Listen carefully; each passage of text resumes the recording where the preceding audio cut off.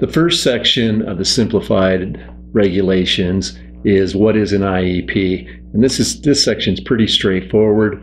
If you want to see more, you can go on to the actual rules and regs, but it's pretty self-explanatory. We also, in the last paragraph of this section, will give you the citation. So if you do want to go to either the federal rules or regs or the state rules or regs, you can and take a look at what is an IEP. So let's take a look. What is an IEP? An individualized education program. First of all, an IEP is a statement of your child's present levels of performance. Now, you'll hear this talked about in the meeting. Present levels of performance is where is your child at right now. They'll ask you as a parent to have your input on how your child's doing at home, how he's doing socially, how she's doing academically. The teachers will add in what they're seeing in the classroom. You may have a report from the psychologist and also service providers such as therapists on how your child is currently doing. Sometimes if there's a multidisciplinary evaluation involved, you look at that also. But it's really just to determine where your child's at right now. Next is a statement of annual goals. Where do we want to be at in a year? These are often written for the IEP ahead of time and brought to the meeting for you to look at, but that doesn't mean that they can't be changed at the meeting. So take a look at the annual goals. Each teacher usually writes some for a certain area, or the special ed teacher will write some for a certain area. And while they're annual goals, often the goals are written to continue on into the future. So even though they're what's going to be met in a year, they're geared towards the future of your child also. The IEP must also contain a description of your child's progress through regular reports. These can be grade reports, these can be periodic reports from teachers.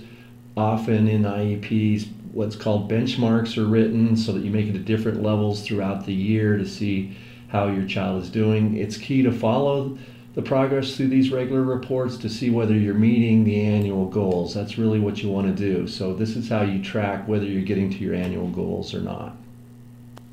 The IEP must include a statement of special education services, other services such as therapy, either occupational therapy, physical therapy, speech language pathology, any assistive technology that your child may need, such as a large screen in order to read better, any modifications that need to be made in the classroom, such as reading to your child on a test, as we mentioned before, moving your child to the front of the classroom if they don't hear well, and other supports that need to be provided in order to reach the annual goals.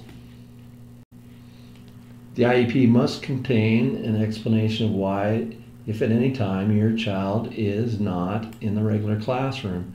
This is called least restrictive environment, and if your child must be educated outside of the regular classroom, there needs to be an explanation of why. And the purpose of this is to make sure that if your child's capable of being in the regular classroom, they're in there as much as possible.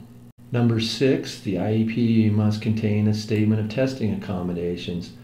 That is, does your child need to have the test read to them? Do they need extended time to take a test? That should be written into an IEP. Finally, an IEP includes the date when services begin, how often services happen, and for how long. And this gives you an idea. It's usually towards the end of an IEP. Is your child getting special education 2 times a week for 45 minutes, occupational therapy 3 times a week for 30 minutes? It just lays out the times, when the services need to begin, how often they happen, and how long they are. And that is an IEP. As I stated before, down here at the bottom of each slide, you will see these numbers right here. And this is 34 Code of Federal Regulations, Section 300-320. That's where actual regulations on what is an IEP is at for the federal regulations. And here, where it says 92, Nebraska Administrative Code 51-007.01 and 007.02, that's where what is an IEP is listed in the Nebraska Administrative Code, often called Rule 51. So if you want to look at those, go to the sections that are detailed on the rules and regulations, both the federal and the state.